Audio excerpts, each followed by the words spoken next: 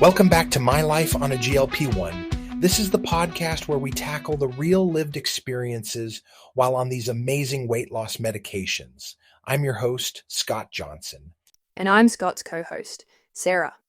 Today, we're diving into something I know a lot of our listeners in the maintenance phase are experiencing, the return of the dreaded food noise. Oh, it's ugly. I wrote several chapters on this topic in my new book, Still on a GLP-1, but let me confirm it's real. And it can be terrifying. It's like that horror movie villain you thought you defeated in the first movie suddenly showing up for the sequel. That is the perfect analogy. Well, I have to share a story with you all because it just happened.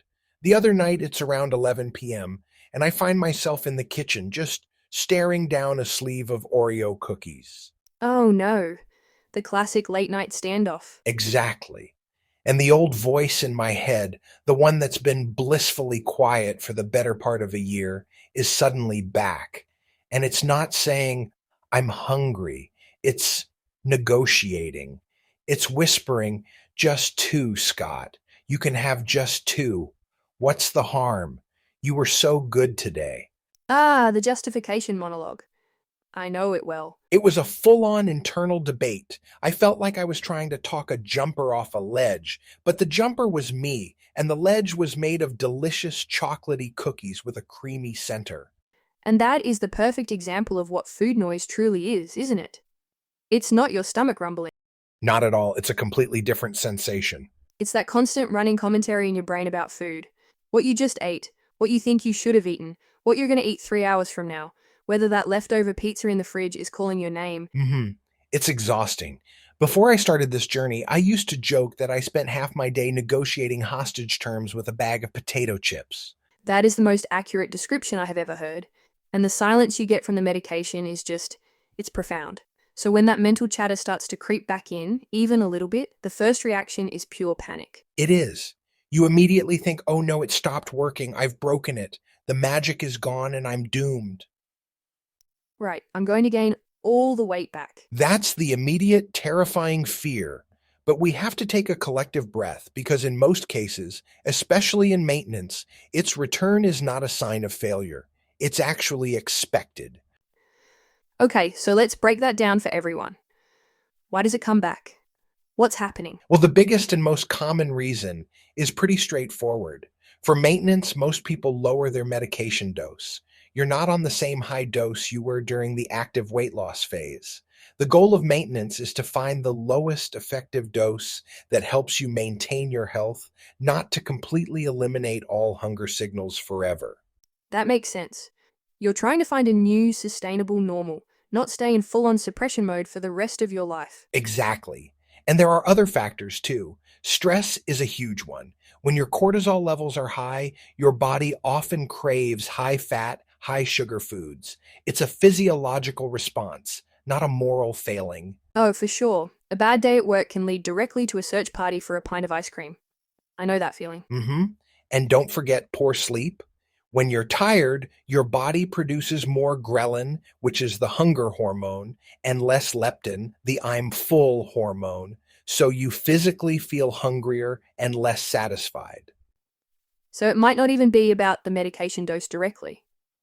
It could just be life getting in the way. It's very often life, or, and this is a big one, being too restrictive with your diet.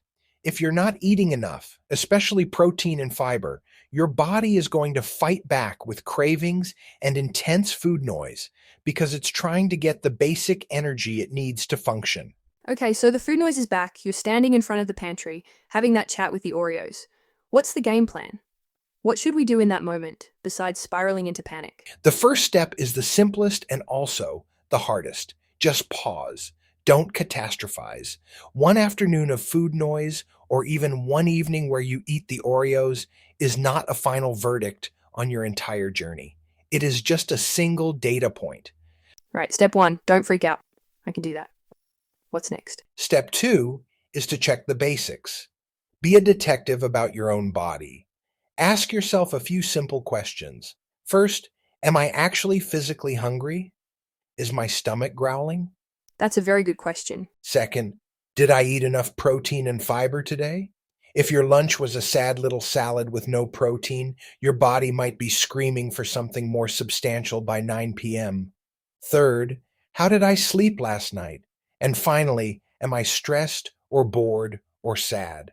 Sometimes food is just a convenient stand in for an emotion we don't want to feel. That's a fantastic checklist. So you're not judging your actions, you're just gathering information to understand them. Exactly. And the third, and maybe most important piece of practical advice is to look for a pattern over time. Don't react to a single bad day. Track your feelings for a week, maybe two. Do you notice the food noise is always loudest the day before your next injection, when the medication is at its lowest level in your system? Ah, that's a big one. I definitely feel that. Or is it only happening on days you skip breakfast or after you have a fight with your partner? Seeing the pattern gives you power because then you can address the root cause instead of just white knuckling it through the cravings. I think this all points to a bigger, really important idea, which is that we have to redefine what success looks like in maintenance. During the weight loss phase, it's so easy to get hyper focused on the number on the scale. Right. And in maintenance, that number is going to fluctuate. That's perfectly normal. Success has to be about something more than that. For me, success now is about the quieter victories. It's putting on a pair of jeans and not having to do a deep lunge to get them to button. It's going out to dinner with friends, ordering what I actually want, eating a reasonable amount, and then not thinking about it for the rest of the night. That's it right there. The mental freedom. Success is when food just gets to be food, not a source of shame or anxiety or obsession. It's just fuel and enjoyment in a balanced way. Exactly. The food noise coming back a bit isn't a sign you're losing the war. It's just feedback. It's your body communicating with you. And now, with the help of these tools, we're in a much better position to actually listen to what it's saying instead of just being overwhelmed by the shouting. So the key takeaway today is this. When the food noise returns during maintenance, don't panic. It's normal. Pause. Check your basics like sleep, stress, and protein, and look for patterns. And remember to redefine what success feels like. It's not about achieving total silence. It's about fostering a healthier dialogue with your body. So does that mean you should change your dose? Or is that too simplistic? Your maintenance dose may need adjusting. It may not. The answer depends on your health, your response, your side effects, and your weight trend, not on someone else's injection schedule. That is a great point. Be open in a candid dialogue with your healthcare provider. Each of us have different needs and respond in different ways. That is the key takeaway here, and why we appreciate each of you listening. Pause and listen to what your body is telling you. Exactly, Sarah. What works for me may be very different for each of you listening, but rest assured, there will be a time your food noise does return.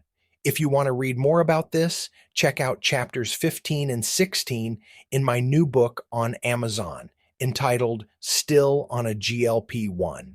And it is an amazing read. I encourage you all to go put it in your shopping cart now. Before we wrap up for today, tell us, Scott, what final advice do you have on this maintenance madness of food noise returning? Thanks, Sarah. Those Oreos in my kitchen no longer get to call an emergency board meeting every time I remember they exist. Sometimes I eat one. Many days I don't. Sometimes I realize I am actually hungry and go make a real meal instead. That is not the silent, almost surreal appetite suppression I felt at the very beginning of this journey. It is something steadier, something I can actually live inside for the long haul. The bottom line, folks, is food noise came back during my maintenance phase, and that does not mean I failed. It means maintenance is an active process. My body is still talking to me, and I am still learning how to listen without assuming the absolute worst. So, on behalf of Sarah, I'm Scott Johnson.